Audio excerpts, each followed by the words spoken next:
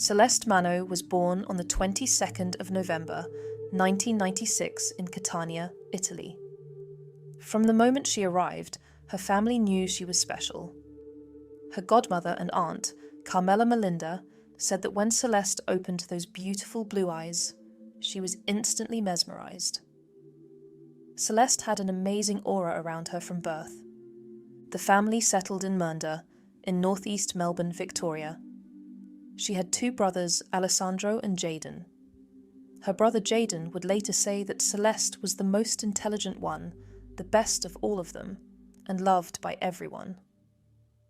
Celeste was a cheerleader at Lalor Secondary College. She was athletic, outgoing, and had an infectious smile. But what truly set her apart was her kindness.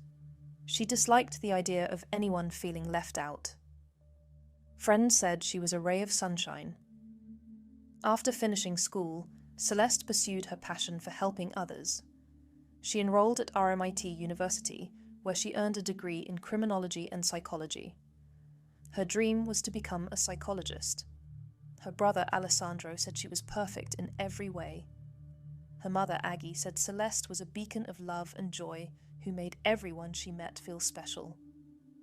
After graduating, Celeste took a job at the Serco call centre, quickly becoming a team leader. Outside of work, she loved spending time with her family. She and Alessandro would often make homemade pizzas together. By November 2020, Celeste's life was full of promise. She had just started dating Chris Ridsdale. On the 15th of November, she posted a photograph of them together on Instagram. It was the first time she had ever shared a picture with a boyfriend on social media. For Celeste, it was a simple, happy moment. For someone else, it was the final trigger. It was June 2018. Celeste was thriving in her role at Serco, having recently been promoted to team leader. That month, a new IT worker was briefly assigned to her team. His name was Luai Rahim Sako. Sako was 35 years old. He lived with his parents in Roxburgh Park and ran a small IT business called Destex IT. He had been born in Iraq, but moved to Australia as a child. He had no prior criminal record. Celeste and Sako worked together for only a few weeks. Their interaction was minimal, purely professional. Celeste had zero romantic interest in him. But for Sako, those few weeks meant something entirely different. At the end of June, Sako was fired from Serco. As his manager, Celeste was required to escort him out of the building. It was standard protocol, but Celeste, being who she was, wanted to make the situation less uncomfortable for him. As they walked towards the car park, she shook his hand and wished him well, a simple gesture of kindness. But as they reached his car, Sako suddenly leaned in and kissed Celeste on the cheek. It was uninvited, unexpected. Celeste was surprised but brushed it off. Alessandro would later say that his sister wasn't close with Sako at all. She was just trying to give him some support whilst walking him out. She was being kind, that was all. 3 days after leaving Serco, Sako sent Celeste a message on Instagram. He wrote, "I'm sorry, but I can't stop thinking about you. I have never felt like this about anybody in my entire life. It's bordering along a OCD. I'm totally infatuated with you." He said that after leaving her, his productivity and personal life had been impacted. This obsession with you is an addictive and destructive feeling that is interfering with my ability to concentrate. Celeste responded politely. She wrote, "Hi Luai, those are really sweet words, and I appreciate you saying all of that to me. As much as I appreciate this, I only feel in a professional way towards you, and I wish you all the best in your new job and journey." For most people, that would have been the end of it. But for Sako, rejection was unacceptable. He wrote, "My impression of you has changed. You're no different to the majority of women. I'll remember you and this lesson for all life." And then the real campaign began. Over the next 12 months, Sako sent Celeste more than 140 messages. He created multiple fake Instagram accounts. Every time Celeste blocked him, he would create a new account and return within minutes. The messages became vulgar, degrading, sexually explicit. Celeste repeatedly told him to stop. She threatened to contact the police. The messages would temporarily cease, then resume with renewed intensity. Celeste confided in a colleague at work. She told her, "He's really going to kill me." She knew the danger she was in. Around December 2018 or January 2019, approximately 6 months into the harassment, Celeste and her mother, Aggie, went to the police. They explained what was happening, showed them the messages, told them how frightened Celeste was. The response was devastating. The officers said, "He hasn't committed a crime. There's nothing we can do about it." They suggested Celeste ignore the messages, get off social media, close her social media accounts. They trivialized the stalking and blamed the victim. About 6 months later, they returned to the police. This time, they spoke to a different officer who finally took their concerns seriously. This officer helped them obtain protection orders. In July 2020, Celeste was granted a personal safety intervention order. It was a court-issued order that prohibited Sarko from contacting her. In August 2020, a further interim intervention order was issued. For a brief moment, Celeste and Aggie felt relief. Maybe the legal order would be enough.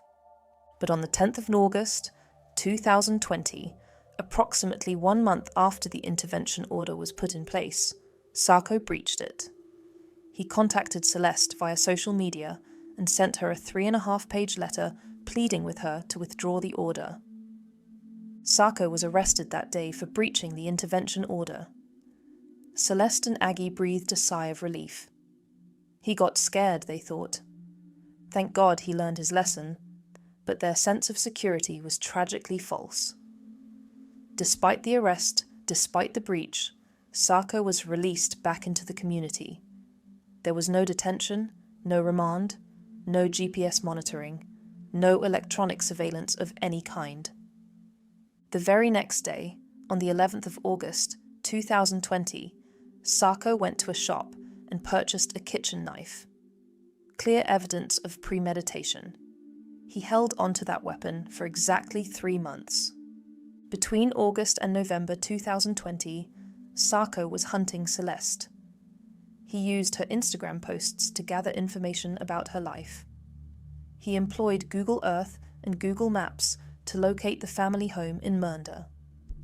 He found the property's floor plan online, likely from public real estate or property records, and used it to determine which room was Celeste's bedroom. He conducted physical surveillance, driving past the property at least 3 times before the attack. He was planning, watching, waiting. During this time, life went on for Celeste. She was still working at Sarko, still spending time with her family, still seeing her boyfriend Chris. On the 14th of November, 2020, 2 days before her murder, Celeste and Alessandro made homemade pizzas together. They spent time by the pool, talked about visiting their niece Daisy the next day. Celeste was looking forward to her 24th birthday on the 22nd of November. She had plans. She was excited. She had no idea that time was running out. On the 14th or early on the 15th of November, Celeste posted a photograph on Instagram. It was a picture of her and Chris, her boyfriend. It was the first time she had ever posted a photo with him. For Celeste, it was a normal act of a young woman in a happy relationship. For Sarko, it was unbearable. Hours after the photo was posted, Sarko got into his dark-coloured Peugeot. He took the hammer. He took the knife he had purchased 3 months earlier, and he drove to Mernda, the 16th of November 2020. It was early morning. Most of Mernda was asleep. The Mano family home on Umbria Road was quiet. Celeste was asleep in her bedroom. Her mother, Aggie, was sleeping elsewhere in the house. her brother, Alessandro, was also home. At 3:38 a.m, Sacco arrived at Umbria Road in his Peugeot. He scaled the fence to access the back garden. Blood would later be found on the fence, evidence of his escape route. He approached Celeste's bedroom window. He raised the hammer and smashed through the glass. The sound of breaking glass shattered the silence. He climbed through the broken window into the room where Celeste slept. What happened next lasted just 2 minutes and 39 seconds, under 3 minutes. Sacco attacked Celeste with the kitchen knife. She woke to the horror of a man in her room, a knife in his hand. She fought. Forensic evidence would later show defensive injuries on her body. Celeste fought desperately for her life, but she didn't stand a chance. Sacco stabbed her 23 times. At least one deep stab wound went straight to her heart. That was the blow that killed her. He dropped the knife on the bedroom floor, climbed back out through the window and drove away in his Peugeot. By the time Aggie was woken by the sound of breaking glass and commotion, by the time she rushed down the hallway to Celeste's bedroom, it was already too late. The attack had been completed in under 3 minutes. Aggie found her daughter in bed, blood-spattered, dying from 23 stab wounds. There was so much blood that Aggie couldn't tell the position of Celeste's face. She touched her daughter. Celeste was as cold as a marble.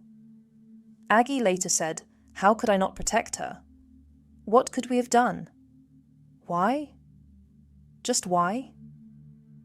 Emergency services were called at approximately 4:10 a.m. Police and paramedics arrived, but there was nothing they could do. Celeste Mano was pronounced dead at the scene. She died in her bedroom on Umbria Road, Mernda. She was 23 years old, 6 days before her 24th birthday. Immediately after the murder, Sacco drove directly to Mernda police station. His car crashed at or into the police station. He walked inside, his hand injured from the attack, and turned himself in. The words he said to the officers were chilling. "She's dead," he said. "Go have a look. You know what happened. It's your fault." He blamed the police for the murder, for failing to protect Celeste despite the intervention orders, despite the reports, despite his arrest just 3 months earlier.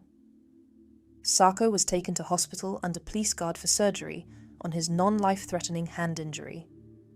He remained hospitalized with police supervision for 3 days. On the 19th of November, 2020, 3 days after Celeste's murder, Luis Sacco was formally charged with 1 count of murder. Back at the family home, the scene was devastating. Brothers Jayden and Alessandro arrived. Boyfriend Chris Ridsdale came. Family members gathered outside, hugging and crying as police processed the scene. Floral tributes began accumulating. A glazier arrived to repair the large glass panel in Celeste's bedroom window. Forensic cleaners worked inside. The window was replaced around 2:45 p.m. At one point, Aggie tried to run through the crime scene tape as her daughter's body was being removed. Police had to stop her. Celeste's father, Tony Mano, spoke to the media, his voice breaking with grief and rage. "It's got to be changed," he said. "It won't bring her back, but it's got to be changed. Too many scenarios have already happened. What's it going to take for the government to listen? It's not right. It's got to stop." Homicide squad detectives were dispatched immediately. The perpetrator's identification was immediate. He had confessed and was already known to police from prior stalking complaints. At the scene, investigators found the kitchen knife on Celeste's bedroom floor, the hammer used to smash the window, and blood evidence throughout the room. Digital evidence was overwhelming. More than 140 Instagram messages from fake accounts. Google searches to locate the home. The floor plan found online to identify Celeste's bedroom. Proof that Sacco had driven past the property at least 3 times before the attack. Documentary evidence included the intervention orders and purchase records showing the knife had been bought on the 11th of August, the day after his arrest for breaching the order. The investigation confirmed what everyone already knew. This was premeditated murder, carried out by a man who had stalked Celeste for over 2 years, who had been arrested and released, and who had spent months planning how to kill her. Sako appeared via online hearing at Melbourne Magistrates Court and was remanded in custody. In September 2021, he entered a not guilty plea. The case became mired in proceedings about his mental fitness to stand trial before he was determined fit to proceed.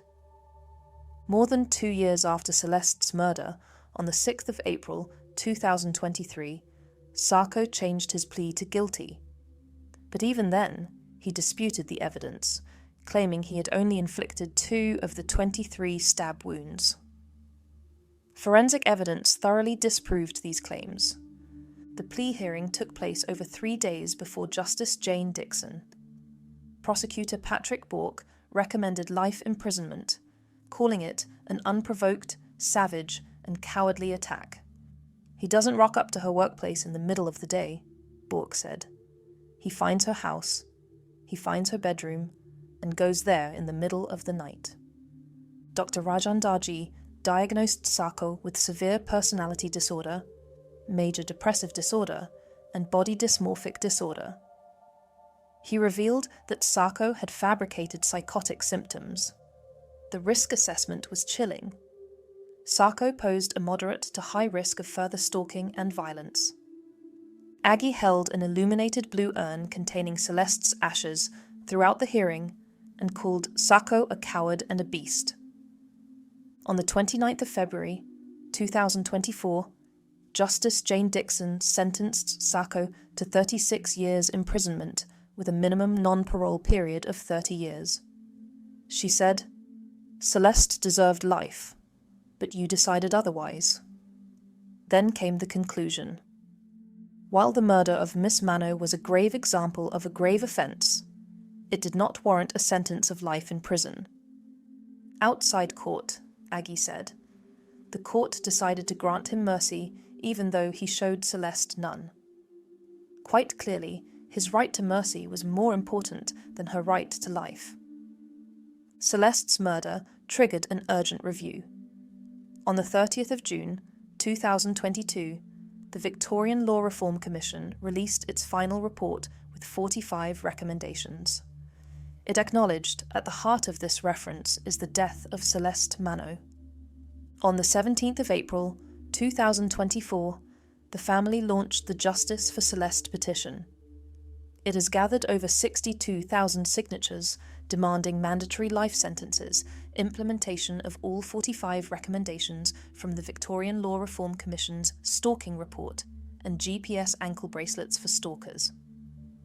As of November 2024, more than 4 years after Celeste's murder, there has been no formal government response to the 45 recommendations.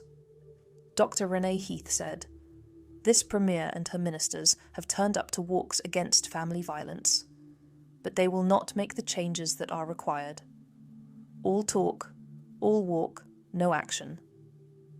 Aggie advocated for GPS ankle bracelets, pointing to Tasmania's Project Vigilance, which achieved a 100% decrease in stalking reports. But the Victorian government rejected electronic monitoring. We know that right now, if Celeste's situation was occurring in the same way, it would happen again. From January 2018 to May 2024 in Victoria, 113 murderers were sentenced for killing 124 people. Only 11 received life sentences. That's only 9.7%. Luai Sako remains in custody. He will be eligible for parole around 2050 at age 65. The family's fight continues. Aggie's promise remains. "I failed her once, but I'm not going to fail her again." The question that haunted Aggie was, how could I not protect her? What could we have done? 4 years later, we know the answer. Celeste did everything she could. Her family did everything they could. The system failed them. The real question is, when will the system finally change?